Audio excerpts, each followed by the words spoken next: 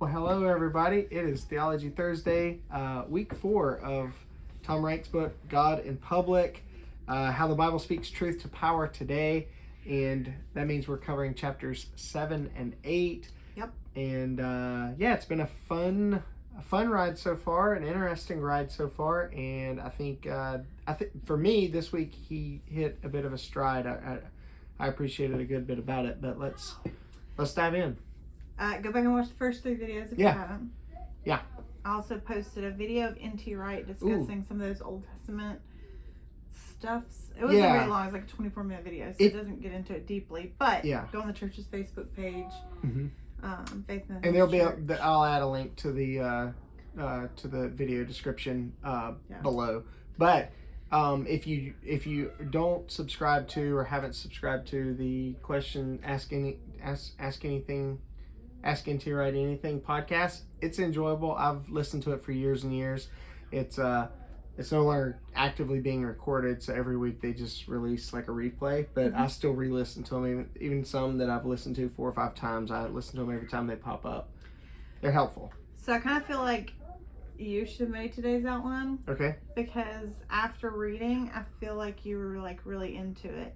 I did enjoy it. And I just wasn't as into it, but I feel like it's personality. It probably is. And not like theology or ideas necessarily, because I feel like you're like totally cool with generalizations. Yeah. I'm not. I'm like, but there's an exception. Like, oh yeah, I noticed that in your notes in the margin, and I kept commenting to your questions or comments. So, Adam's like, oh, generalize what you want, and I just know, so I'm like, do not generalize. Like, that is not how life works. Anyway, so chapter 7, God's powerful foolishness in a world of foolish power. I like that turn of phrase. Yeah. This actually takes us back to some of the things we mentioned in previous videos, that the wisdom of the world is not the wisdom of God. No. And that the wisdom of God is not the wisdom of the world. Yes, and sometimes what God demands of us is, it's foolish. It seems foolish to the world and reckless, and even, you're met with like vehement anger. It's almost as if the world thinks of God's love and whatnot almost as evil. Yeah. You know. Right. So we're gonna start by reading a kind of a lengthy passage from 1 Corinthians. Oh, okay. I know. I didn't tell you about this. You did not. That's right. 1 Corinthians 18 through 25. 18. Wait, 1 Corinthians chapter what? 1. What? Oh, 1. Chapter 1. 1 Corinthians chapter 1. Oh, yeah. Because he does lean on That's kind of where he starts. Yeah. Where he's going. So I'll read it. For the word of the cross is folly to those who are perishing, but to those of us who are being saved, it is the power of God. For it is written, I will destroy the wisdom of the wise, and the discernment of the discerning I will thwart. That's a fun word, thwart. Thwart. Where is the one who is wise? Where is the scribe? Where is the debater of this age? Has not God made foolish the wisdom of the world? For since, in the wisdom of God, the world did not know God through wisdom, it pleased God through the folly of what we preach to save those who believe. For the Jews demanded signs, and the Greeks seek wisdom, but we preach Christ crucified, a stumbling block to the Jews and folly to the Gentiles. But to those who are called, both Jews and Greeks, Christ is the power of God and the wisdom of God. For the foolishness of God is wiser than men, and the weakness of God is stronger than men. And he actually quotes his own translation of this at length, or maybe it's the NRSV. That's right. I actually looked it up because I was like, what is he quoting? Because it did. I assumed it was his Kingdom New Testament. No. But then I did see your note that it was NRSV. Yeah, NRSV. I looked it up because I was like, what kind of version is this? Yeah. So on page 114, Adam's making coffee while we're reading. 114. Yeah. Oh, I almost opened directly to it. All right. So we're he talks about honor and shame in our culture. Yeah. And we're very interested in maintaining the status quo, and we're very embarrassed when we fall short in the silliest ways. Yeah. Like people get embarrassed about the car they drive.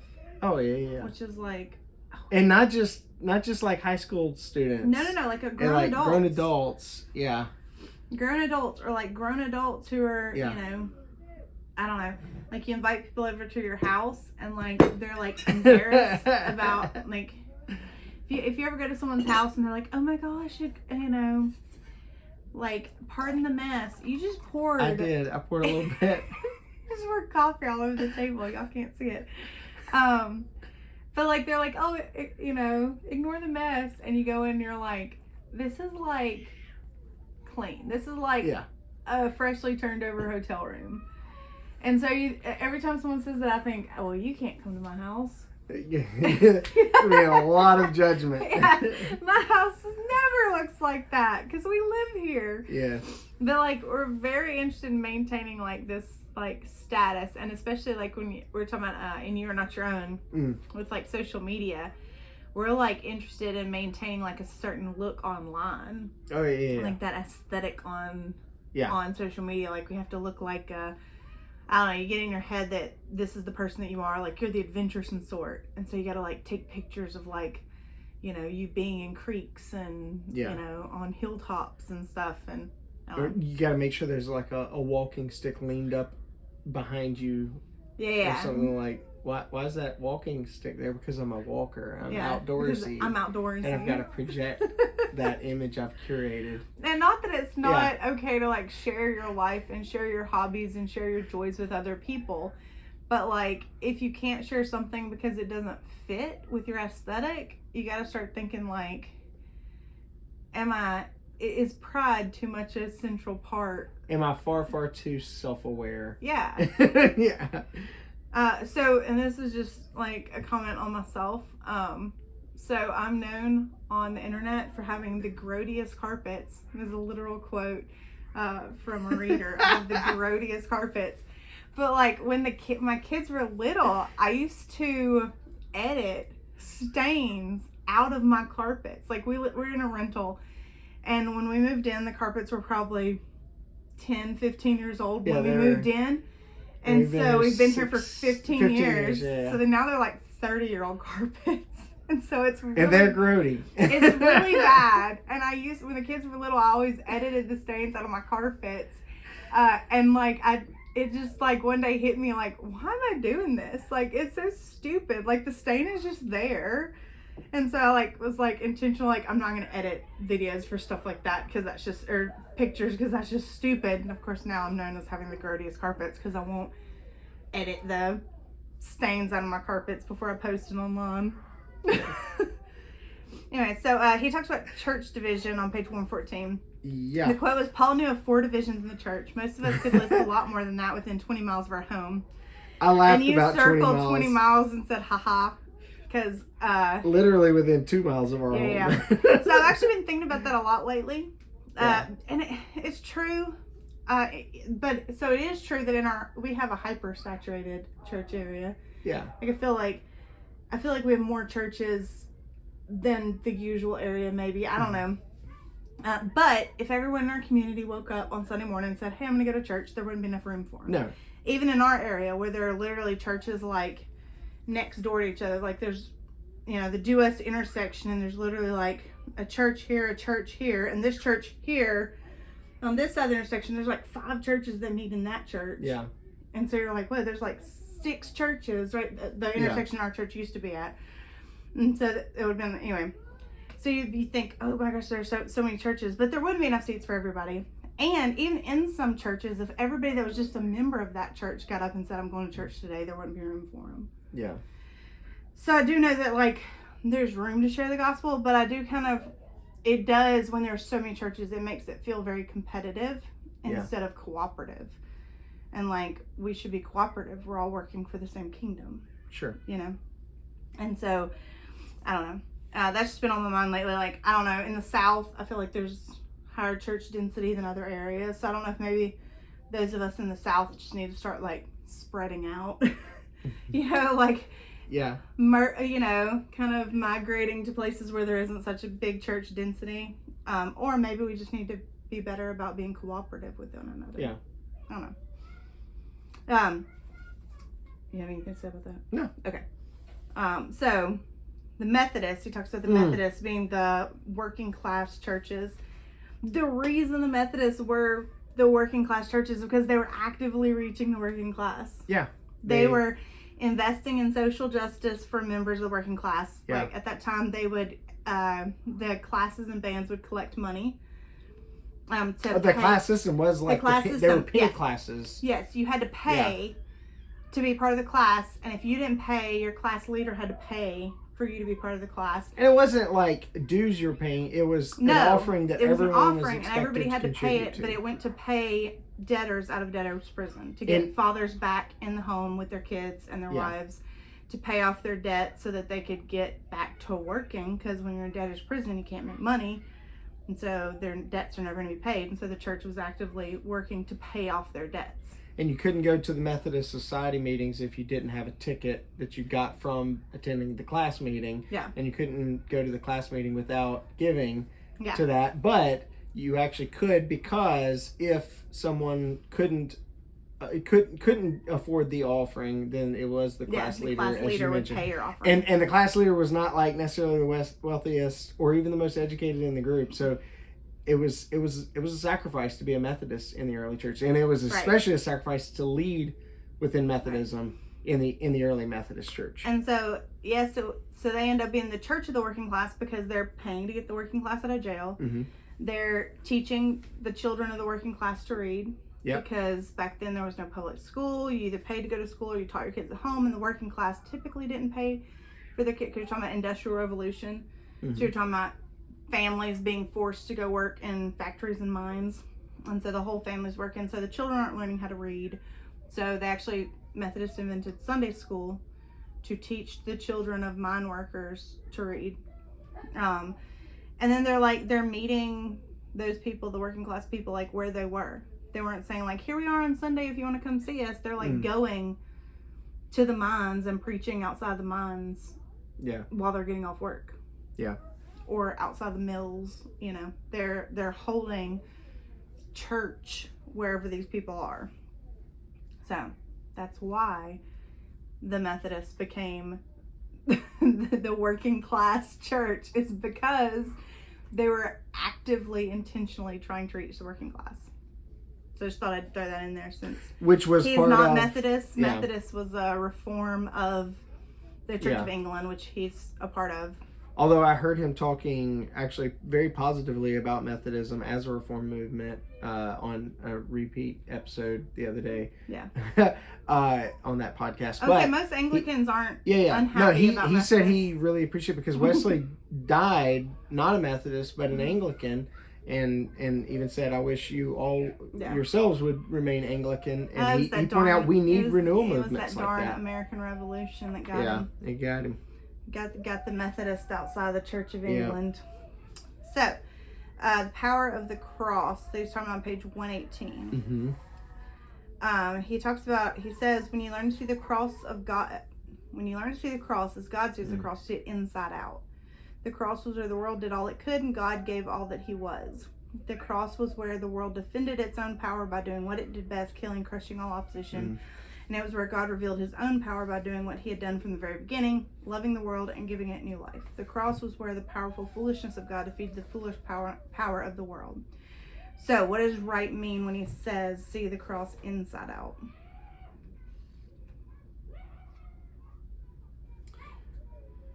I mean, I think all that kind of defined it, but... Yeah, so, man, it's so hard to talk about any of this stuff without invoking Tom Holland, the historian, not the actor. Not but Spider-Man. It's the point he makes, which is in the ancient world, the cross was a symbol of power.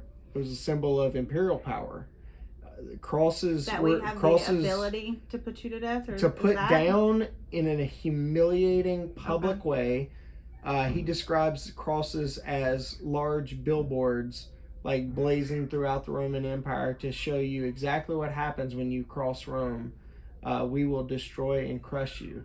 And so it was to think that it is like the world's most recognizable religious symbol, and to think that it's something that's not thought of, at least not in the modern West, as a thing of shame, but instead is thought of as a thing of like triumph and power and whatnot, and not like in the Roman sense, but in the Christian sacrificial sense. love sense. Yeah, that it is through taking the very worst thing that the world could throw at its creator. Yeah. Its creator brought new creation about through it. Yeah, it's Jesus giving his life on the cross and not Romans taking his life on the cross. Yeah. Yeah. The focus goes elsewhere. Mm-hmm. He talks about the social Darwinian mood. That's like, mm-hmm. I think how about 7, which I think we see a lot in our current culture. This social Darwinian mood. It may be further along. Yeah. It's in here somewhere. But yeah, because we have this apathy toward the culture, mm-hmm. because you feel like, it's kind of like gone past the verge of being saved, like there's no we almost feel like there's no redemption that can happen, like it's too far gone. Mm-hmm. And we also have like an apathy toward those who are hurting, mm-hmm. Especially American Christians, because a lot of times you feel like it's their own fault.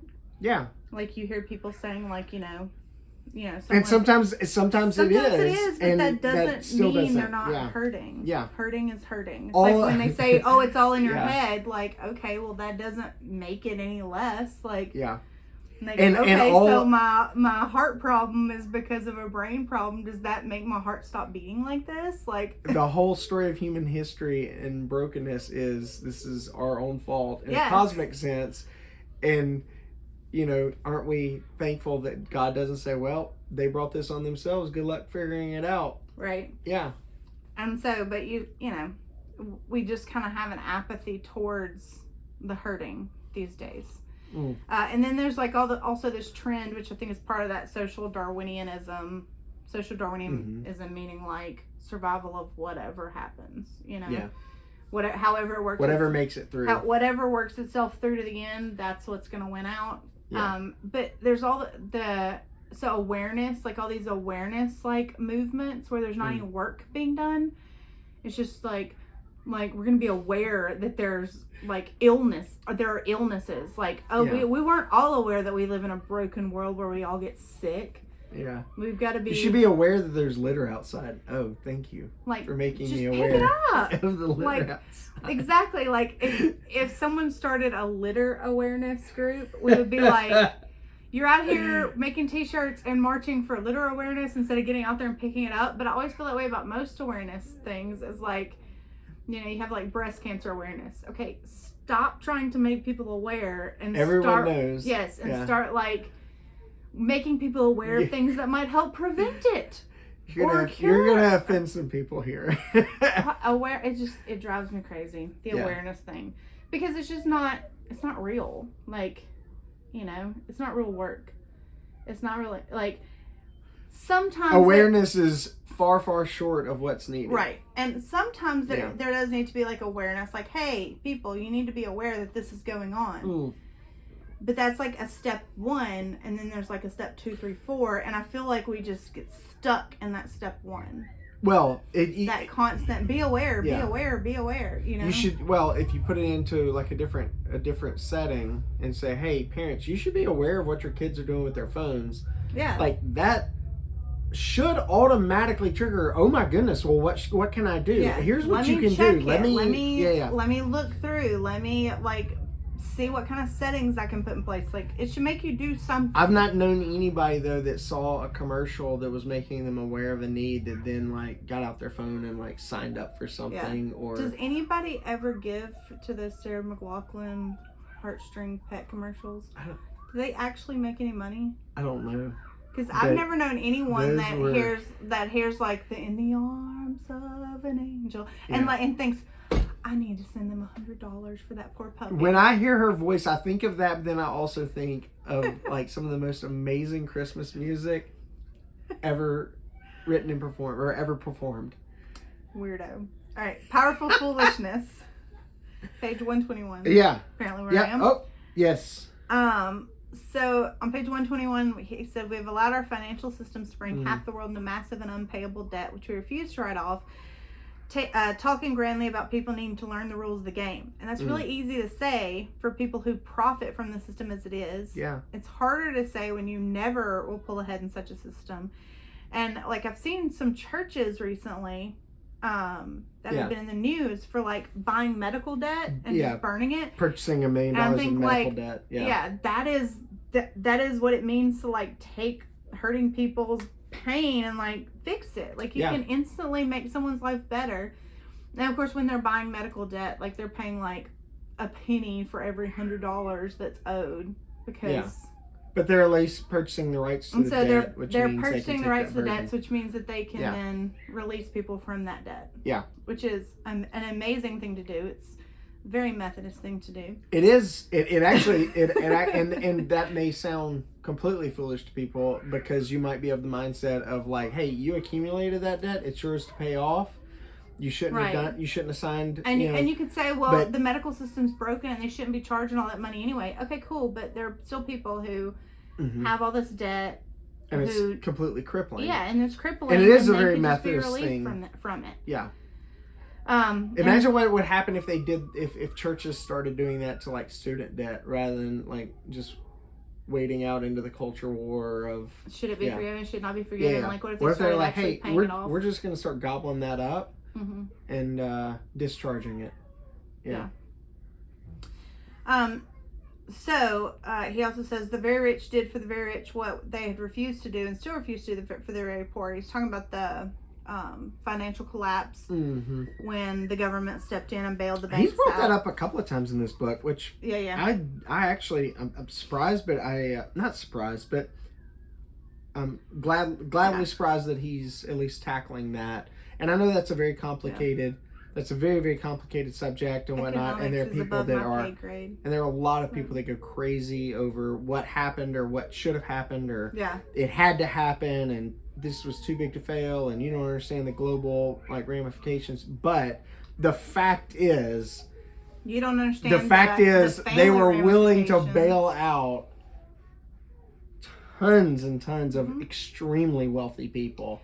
So it reminded me of like during the pandemic, which I know we're not supposed to talk about because we all got passed and we should like never talk about it again. But like when regular people started filing unemployment, you know what I'm saying? Yeah. Everybody quickly realized how bad of a system unemployment was and that it wasn't enough to live on. Yeah. And so they started having to give like bonus checks so that these people who couldn't work because of the pandemic, because the government told them they weren't allowed to work, so that they were able to like pay their bills because they were like, hey, unemployment's not enough to pay my bills. And so they're like, oh, well, we'll bolster the unemployment for you for now. And then of course, as soon as everybody can go back to work, they take that away. But like unemployment is still not enough. Yeah. Yeah, for the people who need it outside of a pandemic, it's still insufficient. Yeah. Like that's one of those things that like we realized it was insufficient for when, you know, the middle class had to use it, and then after the middle class didn't need it anymore, now it's magically okay again. Yeah, and there will be some who probably say, "Hey, there shouldn't be unemployment," or maybe whatever. That is even that's actually but that's also beside the point. The point still stands that when this happens, they're willing to do this. You're willing to make exceptions. Not happening. Yeah. Same thing with the bank bailouts. Yeah, and I think they did it with food stamps too. Like they realized that like food stamps wasn't enough to for people to actually like live on, and so they were giving more in food stamps, and then they stopped giving. And it's like, well, if you know you're not, people can't. If you know people can't survive, then why do you have a system that's like set up for people to like fail? Yeah, and for people like not be able to like do it. Anyway. Yeah. So on page 123. He makes the comment again about neutrality. Yeah. Neutrality is a myth. Like, there is no neutral. Like, there's nothing that is neutral. Every action, even the action of inaction, goes in a direction. That sounds like Bonhoeffer. Yeah. So, like, in World War II, America's refusing to get involved, right? At the beginning of the war, if you don't know history, America did not jump into the war at the beginning. Yeah. They said, this is a Europe problem. Europe can sort their own problems. Anyway. So, but their inaction said something. It wasn't neutrality. No. Like, they're not actively fighting Axis. They're not actively fighting the Allies, but they're clearly like stating something. They're still like voice, and it's not a neutrality thing. Yeah. It was not neutral at all. They chose to get involved later on, but at the beginning they were not involved. And that doesn't mean that's not like the same as silence is violence. And if there's anything culturally going on, every person with a social media account needs to go on and express where they stand, because you can't be neutral on it. Expressing your opinions is not an action worthy of taking. Sometimes it is. Sure. But for most things, like just saying things and adding more noise to our cultural chaos is not really doing much. Yeah. But I did want to point out that he talks about police needing to be neutral, and there's no such thing as neutral. Like, neutral doesn't exist. And I don't know. People might disagree with me on that. He probably disagrees with me on that. Oh, well, yeah, he said there should be neutral. There's no neutral. Neutrality is a myth. So on page 120. Well, but he does say, but a police force only really works if it is seen and believed to be basically neutral. So he's not saying that, they have to be neutral. He's saying as long as you don't want people, as long as you don't want people, you don't want they're neutral. Well, you don't want some like reasonable citizens just being scared of their police or intimidated by their police, or when we they learn see the police later, because that comes up later. Yeah. But I just want to say, like, even if it's a perception, neutrality is a myth. Things either are or they aren't, and things are not dichotomous. Generally in life, things are much more complicated than that. There are not two options. There's always third and fourth options. Yeah. Third and fourth options doesn't make it neutral. It just makes it a different option. Yeah. All right, so page 124, he starts talking about where is the new generation of Christian leaders in our world who will run the same risk out of prayerful love for Jesus, who embody the powerful foolishness for the love of God. Yeah. So I have no idea who he's talking about. What leaders is he talking about? Like, is he talking about leaders in the church? Is he talking about Christian politicians? I don't know who he thinks should do something and in what context he thinks they should. He's saying things so abstractly that I have no idea who he is talking about. I mean, I know historically who he's talking about, but I don't. He's talking about Desmond Tutu there. Okay. But he's saying where people with that sort of platform, European or American equivalent? Oh, I don't know. And by the way, the South Africa story does not work out in a happy way. Yeah. Again, he's and there are a lot of people who have problems with Tutu and over politics and economics and stuff, and I totally get all that South stuff Africa as well. is in a lot of turmoil still. Well, yeah. And maybe even more than they were 8 years ago. Yeah. And so, like, his stories about Desmond Tutu in South Africa are dated. Well, yes. Because 8 years of history have unfolded. Sure, but it's like somebody lifting up, and I'm not comparing the two, but it's like somebody lifting up Dietrich Bonhoeffer as like, hey, he did something great, and being like, he ended up getting arrested and killed. Well, no. I'm saying like historical context matters. Sure. And outcomes matter, and so he's giving an example in the middle of the story. Well, yeah. So if you're talking about Bonhoeffer, you're talking about an example that the outcome's already played. Sure, but he would probably say that whether or not South Africa is like a paradise now is besides the fact of whether or not in the moment Desmond Tutu did something that was hard but needed and necessary and whatnot. Because Haiti, we've got friends in Haiti, we've got friends who've served in Haiti for years and years. I've got friends who are Haitian nationals and are doing unbelievable transformative work there. And Haiti is a disaster right now. It's far more disastrous than when I was there last. But that's not to negate like the good, holy, like righteous work that was being done and even is being done by people who will never have the name recognition of a Desmond Tutu. Sometimes doing doing the good and holy and righteous thing means failure.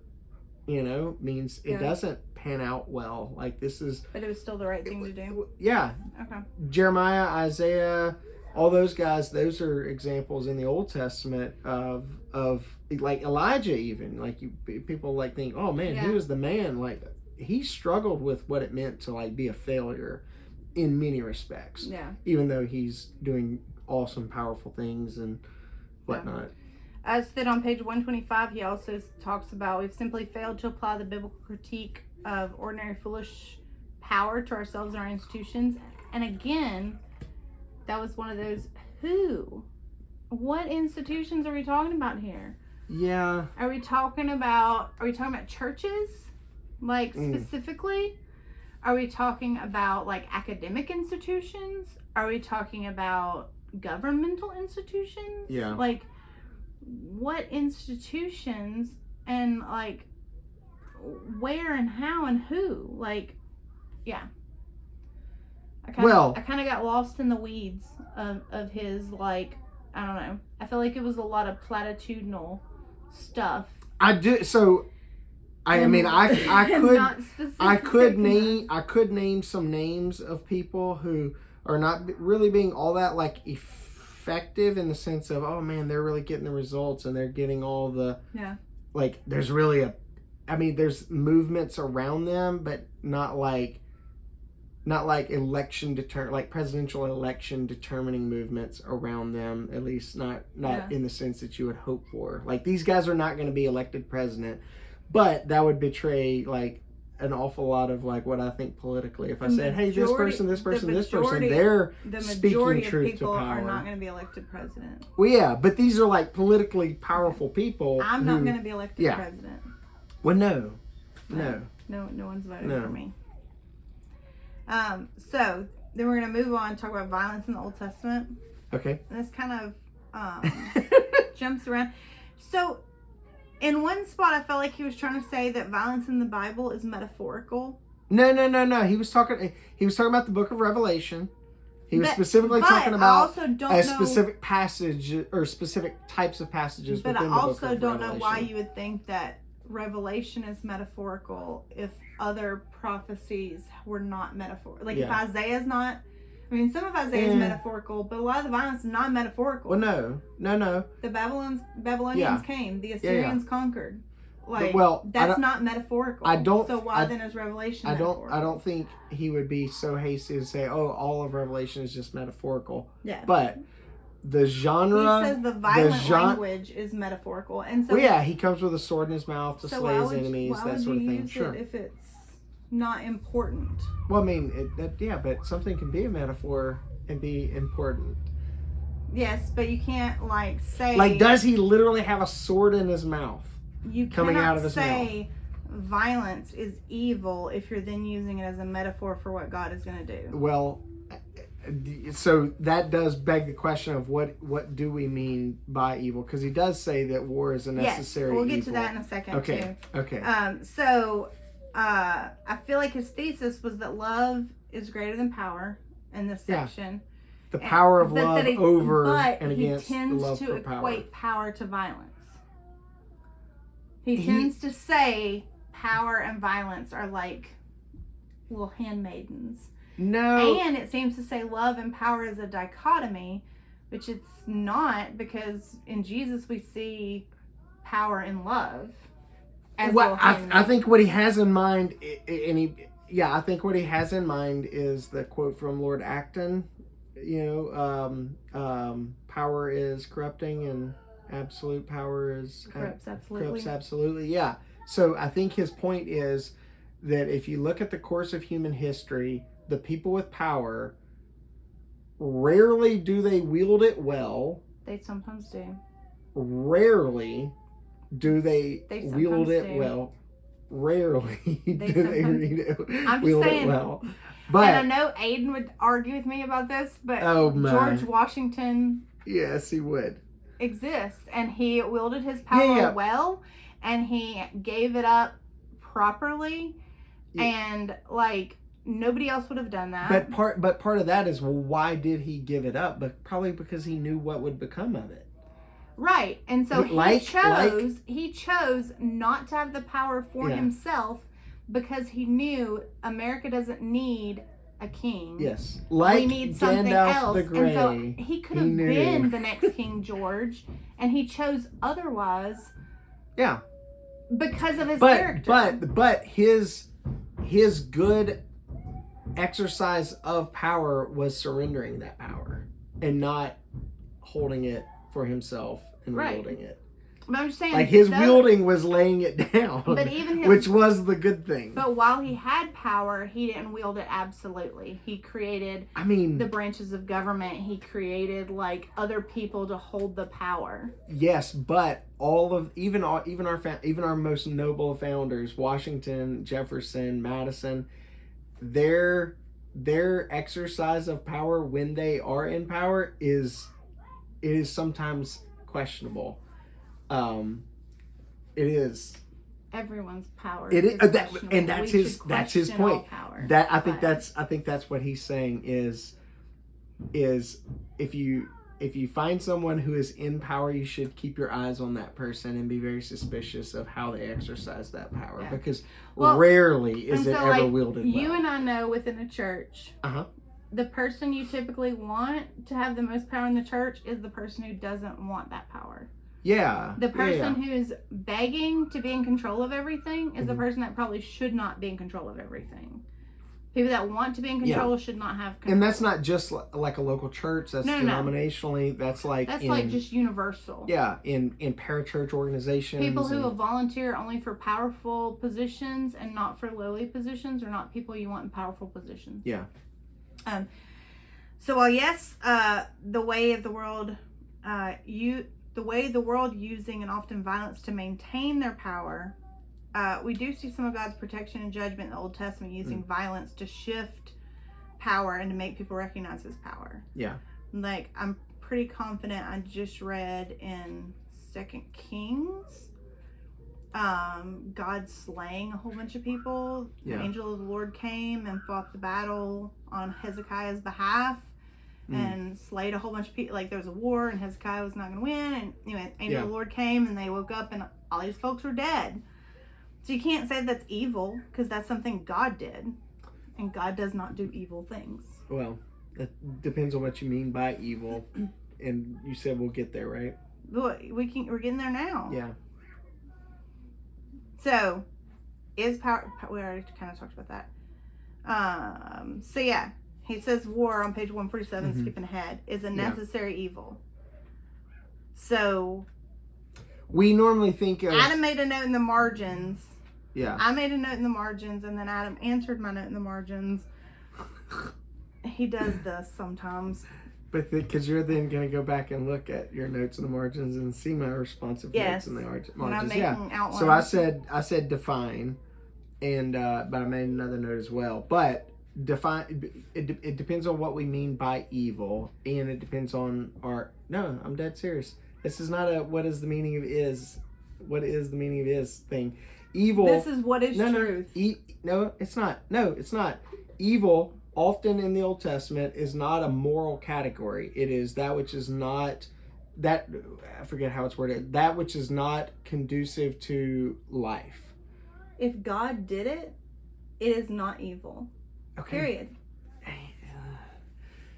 I don't care what he did, it ain't evil. I would have to... And if you say, well, looking at this, clearly it's evil. But you're using evil in a moral term. You must not understand what God is doing, or I must not understand what God is doing, because it is not evil. But you're using... God is not the author of evil. God is not the user of evil. God is not evil. But that is using evil in moral terms. That's talking about like moral evil. Evil is a moral term. There's good and there's evil. It is a moral category. It is like right and wrong. Moral categories. Trying to make it something else.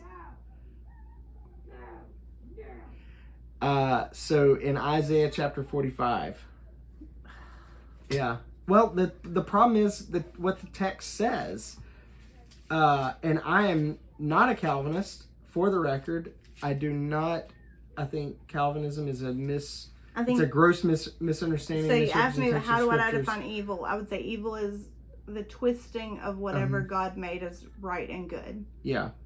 So in Isaiah chapter 45, Yahweh says, I am the Lord and there is no other. Besides me, there is no God. I equip you, and though you do not know me. And it goes on.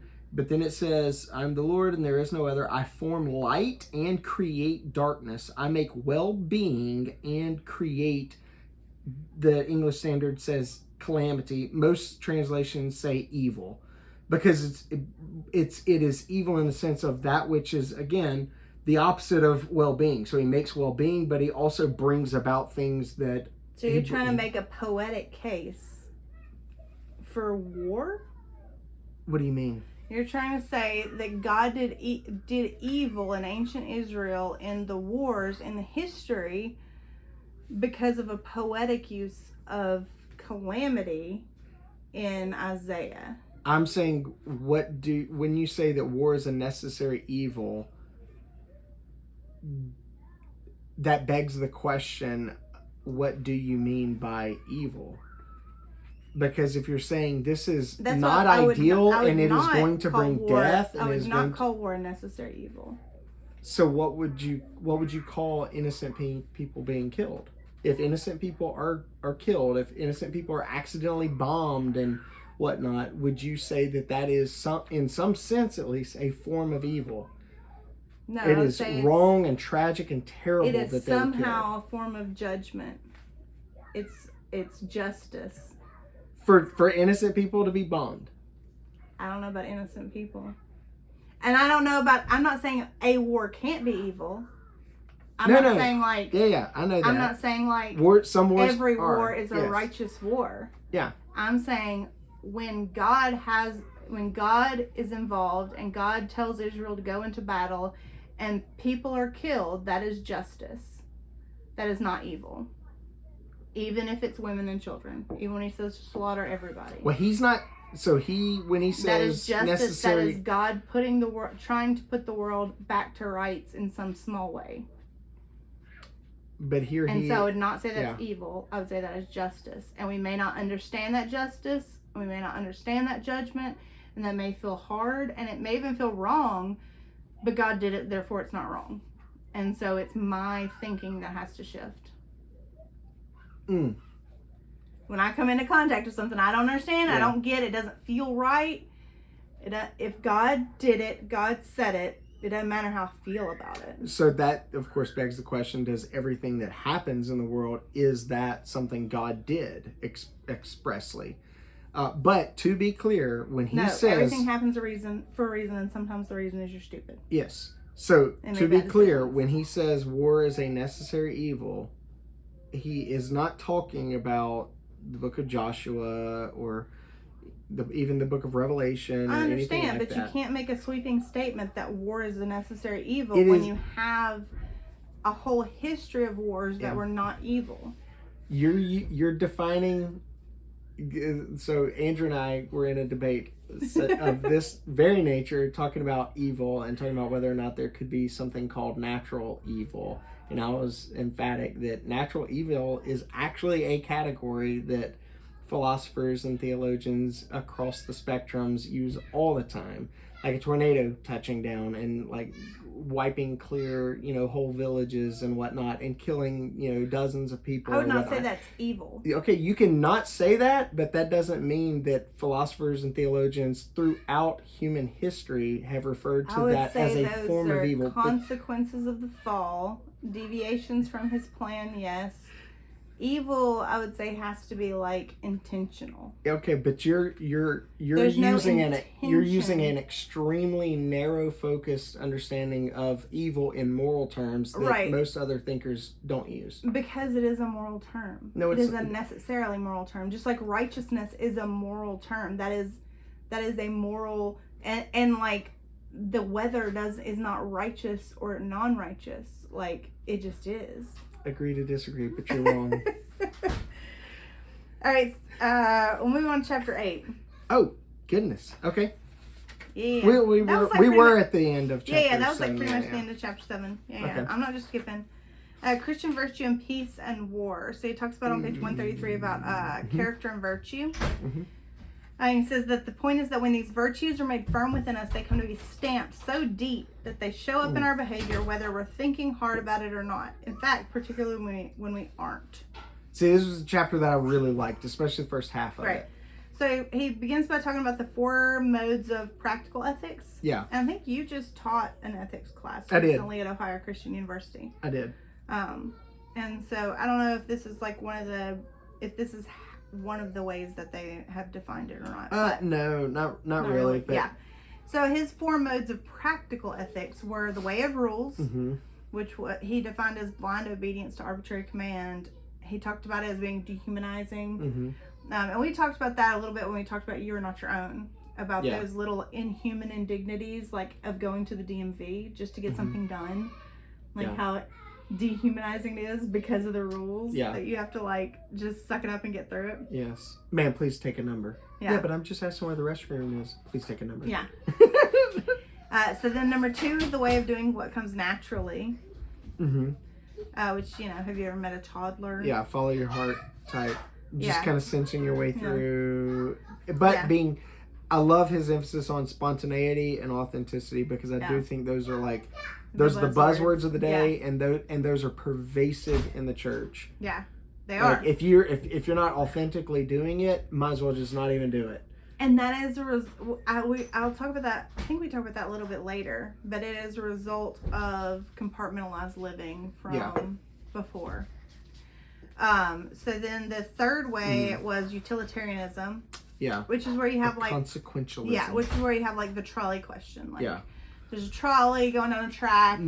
It's heading towards killing 10 people. You could pull the lever and kill 1 person instead of the 10 people, but then you're actively involved in killing somebody. Like, so what do you do?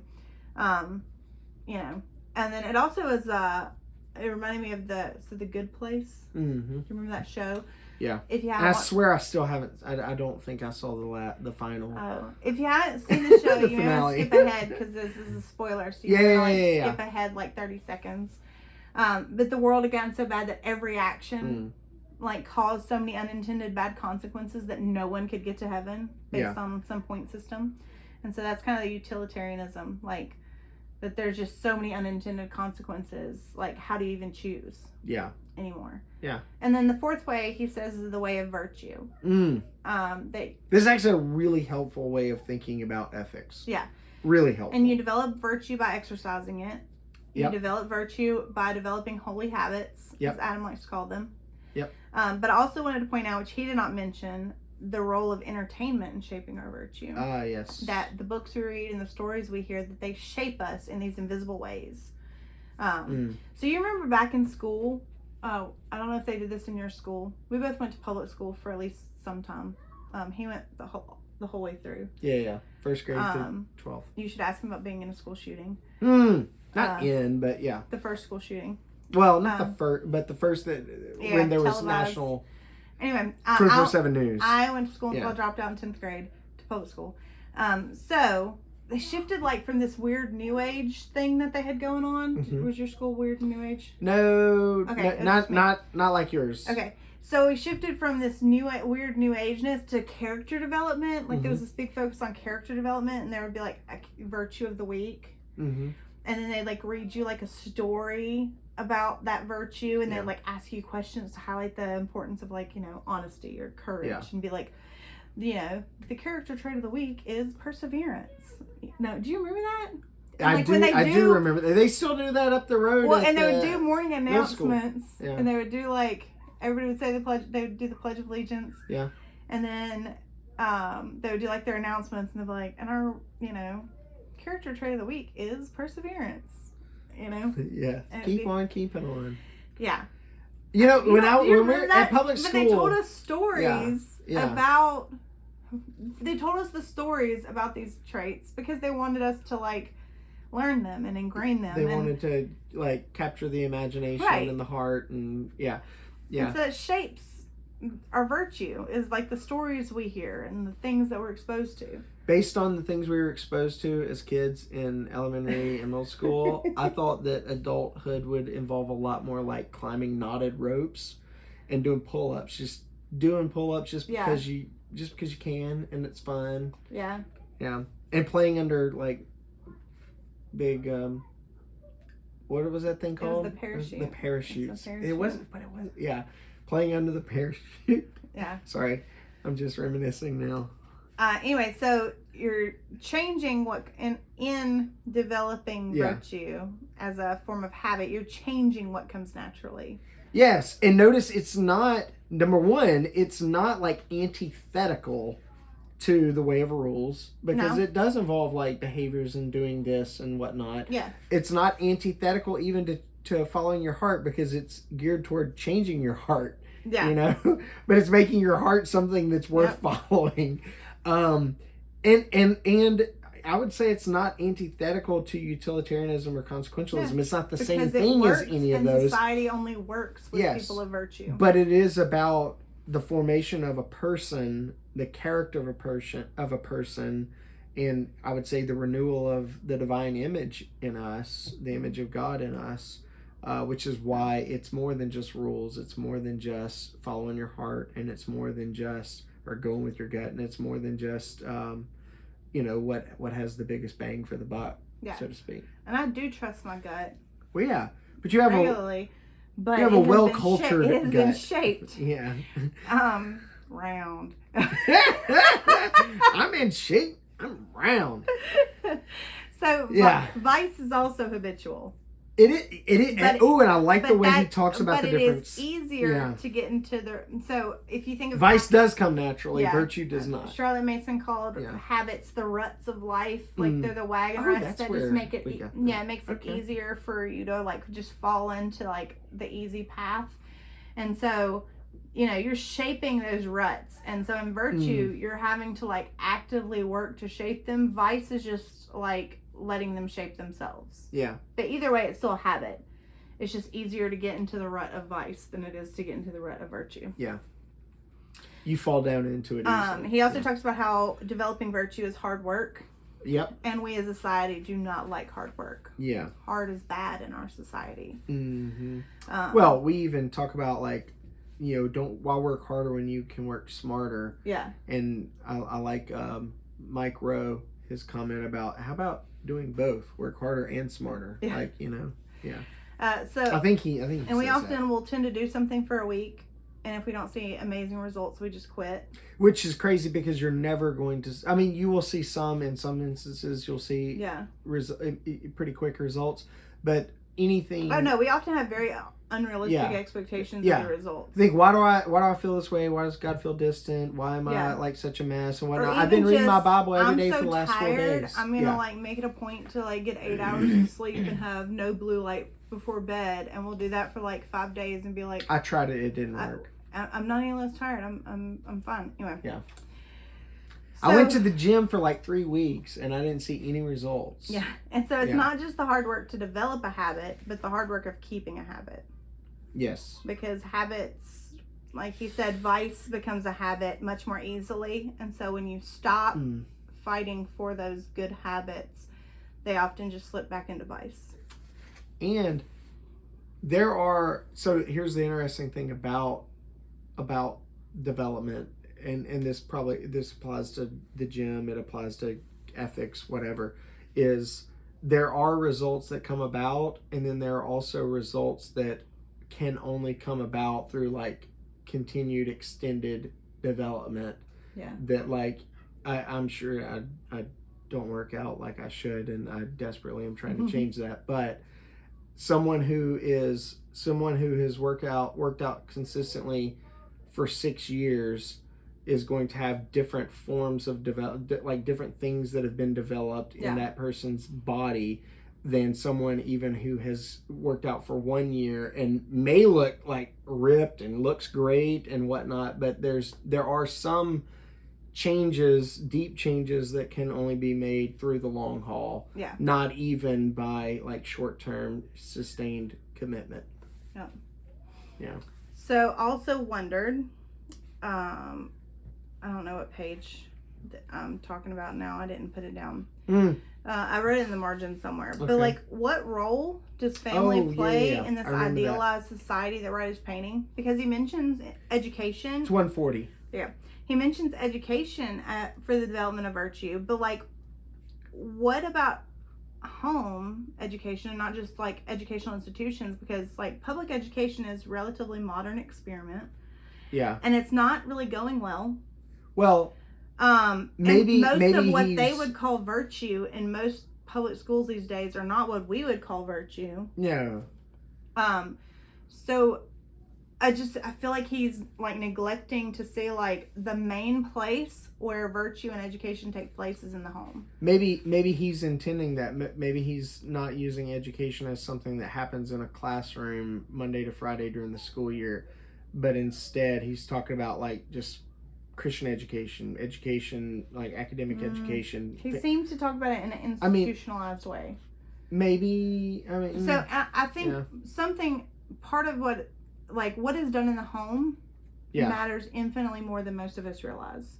Yeah. That the enculturation for the first 4 years of a kid's life are going to like set the tone for the rest of their life. Like that's, those are the big, you talk about like you got to get your priorities right. The big rocks of personality are going to be put in place in those first 4 years. And what happens in the home is so important, and the connections in the home are so important. But he doesn't even mention Christian homes. He doesn't mention raising children in the home, and that's where most of those virtues are going to be played out. I mean, he does on the page previous, when talking about education, he does invoke military and professions. Again, institutions. Those are, but the not family the is family. an institution as well. But the family is the base of all this. If you don't have good families, you don't have good educational systems. You don't have good professional systems. You don't have good military systems. Because all those, 18-year-olds that are signing up for the military, if they don't have grit and perseverance and some integrity when they sign up, they're not developing that there. Yeah. Well, no matter how... It might be sharpened there, but they're not going to magically get it there. No matter how he's using the term, and no matter, no matter how he's using the term or what have you, I think education as a term here, to talk about what he's talking about, is too narrow of a term, just simply because most people think, oh, education, well, I didn't even go to college, and I'm not interested in reading books and whatnot. And they're missing what he's really getting at is formation. Yeah. And something is always forming you. We're always being formed by... Good or bad. Good or bad, by the things we consume, by the things that entertain us, by the way we... Which I do think parents should be much more aware when they're choosing education, an education model for their children, is, hey, this is going to be formative for them. Is it going to be forming them in the way that we think that they should be formed? And if it's not, how am I going to work to make sure that the formation happens the way we want it to? Yeah, because maybe you having to work. I mean, I'm not saying, I do not think that every Christian child has to be homeschooled or has to be in private school. I think that there are Christian kids in public school. I just think if you send your kids to certain places like public school or even some private schools, you're going to have to be far more intentional about how you're shaping them and how you're letting that experience shape them. Because you do matter more than that school, and your influence will matter more than that school, but you have to be very intentional about how you're counter shaping what's happening. If homeschooling is just the easy button. If you're allowing your kid to be shaped and formed by other competent adults in whatever values they're promoting, 40 hours a week, and you're thinking that an hour at church on Sundays, two to three Sundays a month, is gonna counter that or cut it, it's just not. And not only that, it's not even that they are being taught, it's not even that they're being taught something that is anti-God in most classroom settings. It's they're just living and moving and having their being in a world where God's not even a factor in it. Yeah, because secularism is not neutral. And you're letting, and in that, if you're thinking, okay, the 2 hours on church is good enough, if you know, when we can make it, you're letting God become the God in the attic. Yeah. Because you're letting him be compartmentalized. And so for you, God is compartmentalized. Yeah. So yeah, he's got nothing to do with my work life or my finances or sure. And those trickle downs, they get worse every generation. You know, like the moderately church family tends to have kids who are not churched, and then they tend to have kids who don't even know what church is. Yeah. You know, that's just kind of how that trickle works. So then he talks about courage. Mm-hmm. And he has this dichotomy between these huge acts of bravery and these small daily acts of courage. And I think it's both. I think that if you don't have those small daily acts of courage, you won't have the big brave acts of courage. That those big brave acts of courage are come from somewhere. Yeah. Of those small daily acts of courage. Like I think he would. He would totally buy that. He just doesn't like connect. He acts like there's this. I'm not talking about. You've got this. I'm not talking about the courage that jumps on a bomb. I'm talking about the courage that does this. But the kind of person that jumps on a bomb is the kind of person that's doing those small daily courageous acts. Yeah. On a day-to-day basis. You don't just like. You don't jump on a bomb. Yeah. Jump on a grenade like out of a vacuum. Yeah. Some moral vacuum. Yeah. When something happens, you just instantaneously respond. Yeah. You know, like there's no pro-con weighing happening. You just, when you have developed those habits, that's just what the thing that comes naturally is that courageous thing. Yeah. And that's what we want to do. And that's what I think the scriptures call us to, specifically in the New Testament, is to have the image of Christ being so formed in us that we have the mind of Christ, that we have this mind which is ours in Christ, as Paul says to the Philippians, so that to live is Christ, as I think he says to the Ephesians. Okay. Yeah. I'm skipping the example just because I feel like we've kind of talked about it a little bit. So he talks about courage in the service of justice, moderated by temperance, and in the service of prudence. Yeah. That was all the phrases he used. Yep. That was page 141 to 142. Yeah. Yeah. I would caution, though, with the prudence thing, like you can't weigh your options for too long because action has to happen. Yeah. If you don't act, that is an act. You chose not to act. Therefore, you did not do the courageous thing. But here, I do think he is talking about prudence having been developed. Temperance having had been developed, justice, the same sense. Yeah. And he also talks about courage being held in place by hope. Yes. And he says Christian courage is the settled habit of the heart, mind, and life through which we always keep those two victories in sight, in which we put ourselves at the disposal of God and of our fellow humans in the service of that final victory, whatever it may cost. That's good. That is good. That's 143. Yep. And he also then talks about in the next little, I think it's blue on that 143. Okay. Yeah. 143 still. Yeah. Oh. You keep saying yeah and you're on the wrong page. I'm tracking with you. I'll find it. You'll get halfway into the quote. I'm like, oh, there it is. The only way one can do that is by being part of the team that is the church. And by understanding oneself not as acting alone, but as playing one's proper role within a huge army. Hilarious. He uses military language. He does it throughout, though. He does it throughout. And then scolds people for doing it. No, he scolds people for, like... Anyway, so indiscriminately dropping bombs and droning families and whatnot. Is given his or her own bit of the field on which to operate. And that goes back to our last book, You Are Not Your Own. That you're not operating in a vacuum. You're not by yourself. And modern Christians just really hate this idea. Yeah. They don't like being responsible to one another. No. They don't like being accountable, certainly, to one another. Personal responsibility, or to their local church. Personal accountability. They don't like that life is not a solo activity, that's a team sport. Like... Modern Christians are really... No, they think, what are you, some communist? We're really bad at this. Some Catholic? Yeah. We're really bad at it. Catholics and communists, the worst. So, he also starts to mention deconstruction. He talks about it in page 144. He talks about like a cultural deconstruction process. Yeah. But as we know, it's kind of reached the church now. Oh. I say kind of. Kinda. It's very hardcore reach the church now. Because... Very understated. Yeah. People want to pick and choose what part of the Bible and Christianity are for us and which parts we don't like. They want to be like, wasn't it Thomas Jefferson created his own Bible? He just took out the parts. Took out the parts he didn't like. He wasn't the first, but yeah. No. But that's what our culture wants to do. We want to construct our own version that bends the Bible around us. I don't know if y'all can see Juniper in the window knocking. We don't want to be transformed and made new. We want the gospel to be transformed. Well, I think so. Yes, we don't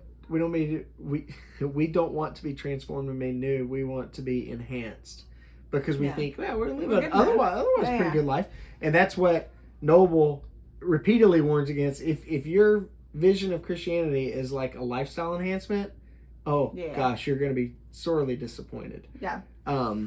Take up your cross and follow me is not it's not a very promising lifestyle enhancement style. No. Yeah. All right, so on page 145, Wright suggests starting a new chapter after modernity and postmodernity. But I want to know, why not go back to the previous chapter? Why can't we just go back to the previous chapter where we just all have a biblical Christian worldview? Because that's what happened before. Because there is no circling back in history. You're always going to be moving forward, and so the question is, toward what are you moving? No, there is no going back to pre-modern. There is only postmodern. There is whatever that is. There is a teleology, so we are moving towards something. Yeah, and there is no necessary, but you can reclaim what you lost. Yes, but. You don't have to start new. You don't say, new chapter. You can say, we're going to go addendum the old chapter. I still think that's writing a new chapter. Like history is marching forward. We're getting past modernity, postmodernity, and into whatever. And there may be values and a worldview. I think it's like the heresies popping back up. Like it's an old heresy coming back. It's not new, it's old. No, but in some ways it's new. It's not so we need to go to the worldview and just bring it back up. Yeah, but most of it, we're not going to... We can. Sure. Our culture, our community cannot. Talking, but like we as a church, we as people, you're talking to a guy who naturally romanticizes the pre-secular age and like wants to live in like a little community, a little where build it. Yeah, but even then, it's not going to be pre-enlightenment. Like, it's not. I just don't think we have to actually build from new. Yeah. I don't like. Otherwise, you never get to the end of the book. Like you never get to the building from new. I like. Yeah. I don't. Does he say building from new? I don't. He says starting a new chapter. Writing a new chapter. Yeah, but he's not saying scrap the rest of the book. He's saying we got a chapter to write. Let's make it. Let's take all the best from all the other parts and write a good chapter. Well, yeah. So on page 146, we had a little side. We had a margin, no, he's not. A margin of the book conversation. Yes, I'm with you though. He does sometimes put me there. Is Wright a universalist? Because that was because he mentioned their priest, their pastor, their rabbi, their imam. At more than one point in this book, he mentioned Jewish and Muslim religions being on equal footing as Christianity. No, he doesn't. He doesn't say that. He seems to at the very least, embrace the plurality of our society. Yeah, and he seems to endorse this coexist vibe.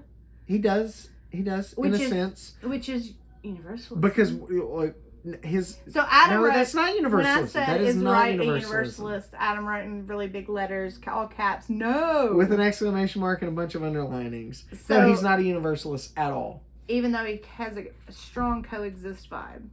I think because what's the alternative?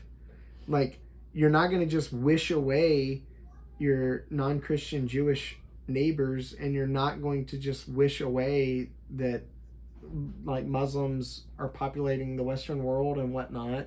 And so his point is, like, given given the religious plurality of living in a postmodern Western world, we're gonna have to figure out some way to like get along and move forward and that sort of thing. But no, he absolutely believes in hell. He believes in a hot hell, and he even warns against an idea of purgatory. I just don't know why. Which is really interesting. If we're talking about having a Christian worldview and getting back on track away from this dualistic and then atheistic worldviews, I don't know how the solution to that is plurality. A pastor, a priest, a rabbi, and an imam. Why would the idealized version of a society be? But he's not. He keeps casting this idealized version of society where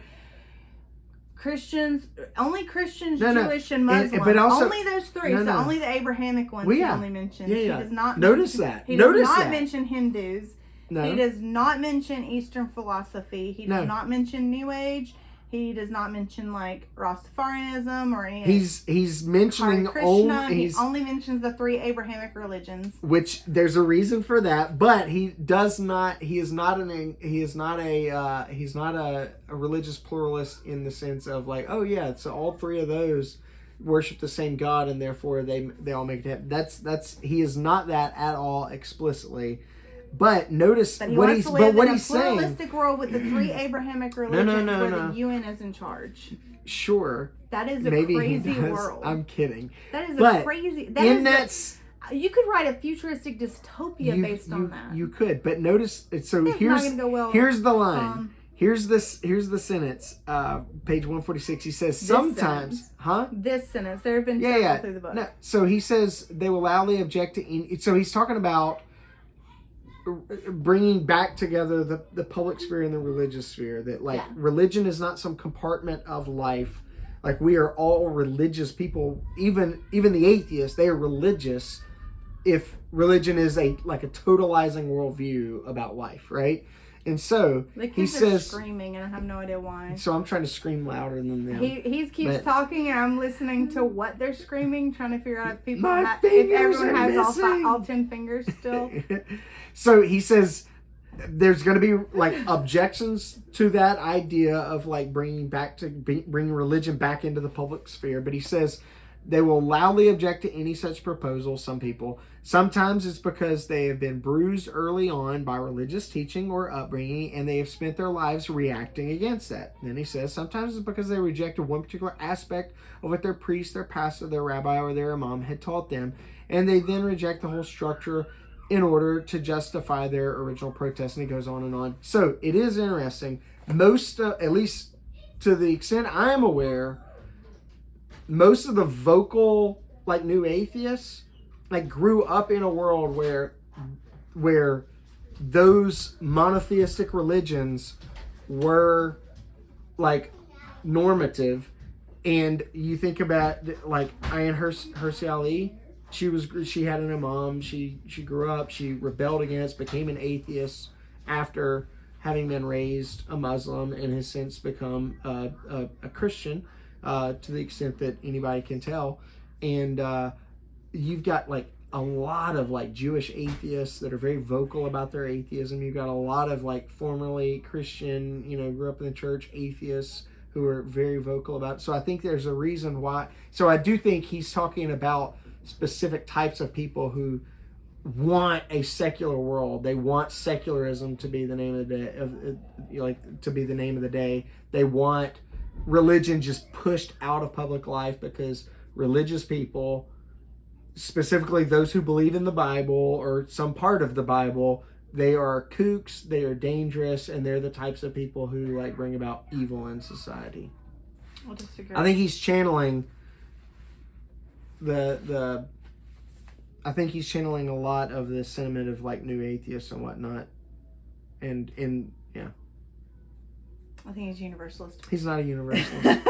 You should ask him. You can actually email him. We'll talk about the compartmentalization of life. Mm-hmm. Page like 148-ish. Yeah. So he talks about the old divisions of sacred and secular. 148-ish? That's the last page. Yeah. Last full page. Sacred and secular. Okay. Religion and public life have outlived any usefulness they had. So one thing, first of all, I have my points backwards, but compartmentalization and like in your mind and you're like, it works to serve a protective function. Okay. So you have like your work life and your home life. You have like the work you and the home you, and you compartmentalize them so that your work you can get stuff done without worrying about the stuff happening at home. It's a way of creating boundaries. Right. Or your home you can be like loving and faithful when your work you is like cutthroat. Like you can separate those two parts so you can be successful at both, right? Yeah. So you also have like some compartmentalization that occurs like with trauma. Like you move memories into like holes so that you don't have to deal with them. But it's all protective. Like it's a protective function. And so back in the day when we were like growing up in the church, because he was like born in the church and my parents... Not in the building, but close. Yeah. That'd be cool to have a baby in a church. That'd be really interesting. I don't. If you have heard of someone who was born inside of the church, We want to know hear about about it. that. We want to know about it. I need that story. Anyway, so you were born in the church. My parents converted after they got married, and when I was really young. Anyway, I say young. I was like first grade. 6. Yeah. So, but back then, like you had your private life that was very separate from your church life. Like people would hide all their VHS tapes in the closet so that like when church people came over for prayer meeting, they didn't see what kind of movies you owned. That's weird behavior. You had like the bookshelves. Like we have bookshelves all over our house, but like it's kind of, there's like no rhyme or reason to what books are on what shelf. But I remember back then, there was like, you had your bookshelves in your bedroom because people that came over didn't need to see what you were reading. Yeah. Like, and you even had like pastors who would like go to dinner and they outside would, of the town. Yeah, they'd like, go to a different to town. county. They would not shop in the town that they get served in. They would not have dinner because like they didn't want somebody from the church seeing that they had a glass of wine with their dinner. And like, right? And so, but like, so in response to that, folks our age took to social media and just like air their dirty laundry in public. Yeah. Everything is for everybody. Because what they saw the church people doing, they said, oh my gosh, everybody's such a hypocrite. Yeah. I'm not going to be a hypocrite. So I'm not going to be a hypocrite. Yeah. I'm just going to like actively share all my problems online. Which is really funny because the person who says, I'm not a hypocrite, I'm going to be honest about my downfalls, they're still selecting the downfalls that they're willing to share. Yes, and how they're not. Even how it gets shared. Oh, they're always like crafting the narrative. Yeah. But nothing became... It ended up with nothing is private because we want to be authentic. And like there's probably a somewhere in between there. Like they're not that religious life is private. Yeah. It's just not every bit of your life is meant to be shared with every single person you meet. Yeah. There's spheres of like appropriateness of like what people know about you and what people share with you. You know? Yeah. I dislike the term private just because I feel like it normally conjures an idea of you got private and public, and these are like two spheres. And I think life is far more complicated than that. Yeah, it's more like a lot of interlocking circles, yes. and it's personal. And so you got like things that are personal, things that are interpersonal, things that are beyond whatnot. Yeah. Mit welt in welt. What? Spheres. Okay. You know, your spheres that overlap. So I made a note at the end of the chapter. We're going to do that. That what I thought courageous faith would look like. I made a note. I'm curious. Yeah. What courageous faith would look like and what it really looks like. And you made a note. So I guess figured that was where it would end. Yeah. So like growing up. So I see where we're going. Hyper Christian evangelical culture.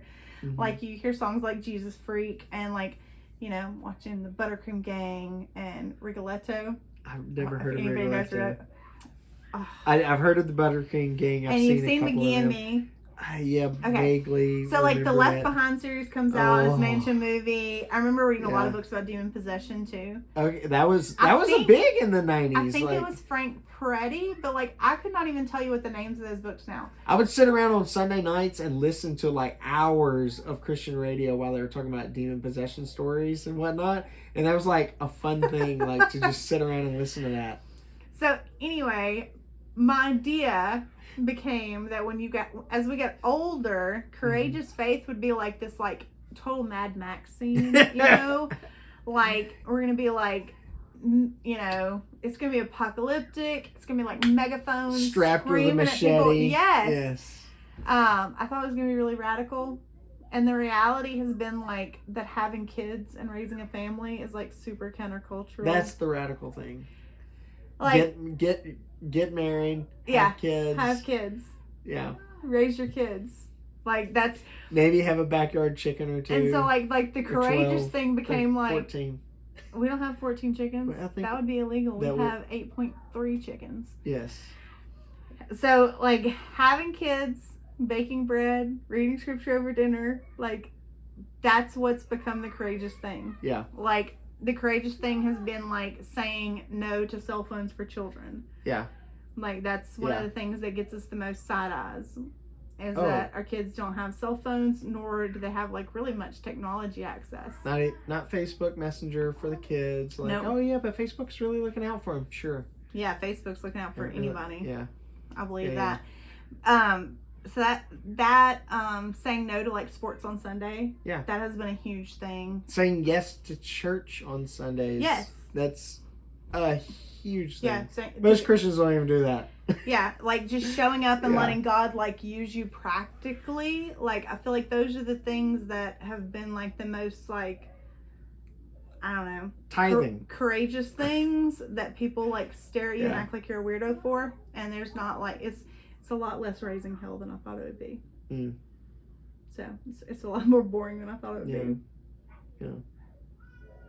It's raising hell chargers. Yeah. Like for most of us in the American West, the first time we ever broke the law by going to church with fists raised was during the pandemic. Yeah.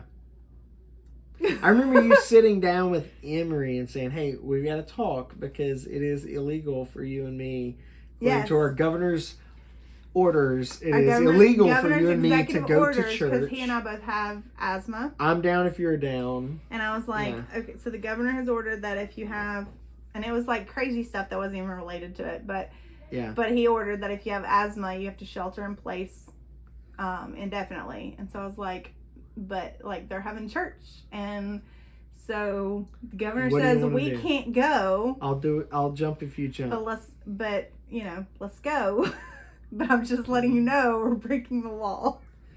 Yes. So, but it's like, and it was such like it was so anticlimactic to like, you didn't even get it. That is breaking that is our big defiance of the government and breaking the law is just going to church as a family. Yes.